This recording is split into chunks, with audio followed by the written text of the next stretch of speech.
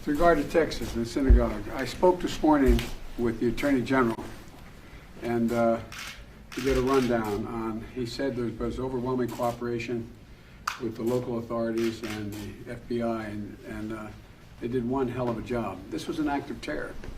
This was an act of terror, and it not only was related to someone who had been arrested, I might add, 15 years ago and been in jail for 10 years. The idea is it was something new.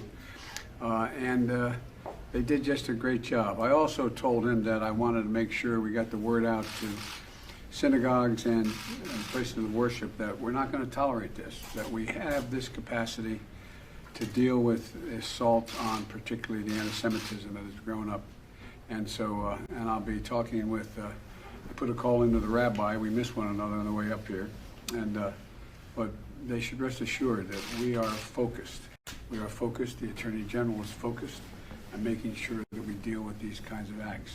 And thank God, we have such a professional FBI, as well as the local cooperation, I was told, was incredible. It was seamless. So I just wanted to let you know that. Okay? Mr. President, how could this man have gotten weapons? There's reports that he's only been in the country for a couple of weeks. Well, allegedly, I don't have all the facts, nor the Attorney General, but allegedly the assertion was he got the weapons on the street. He purchased them when he landed. And it turns out there apparently were no bombs that we know of. That, you know, he said that there were bombs he had as well. But he, apparently he spent the first night in a homeless shelter. I don't have all the detail yet, so I'm reluctant to go into much more detail. But, and allegedly he purchased it on the street. Now what that means, I don't know. Whether he purchased from an individual in a homeless shelter or a homeless community, or whether because that's where he said he was.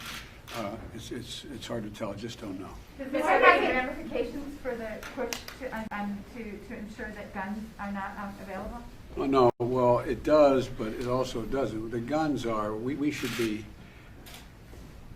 the idea of background checks are critical, but you can't stop something like this if someone is on the street buying something from somebody else on the street.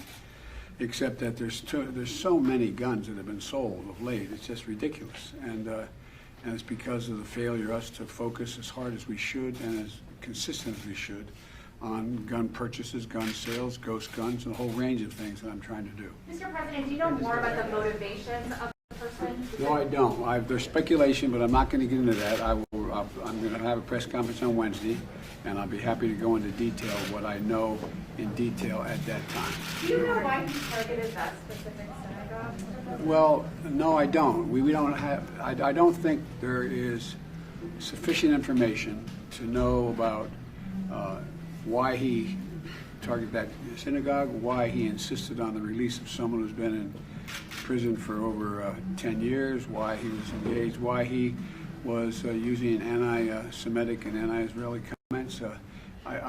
We just don't have enough facts. Thank you.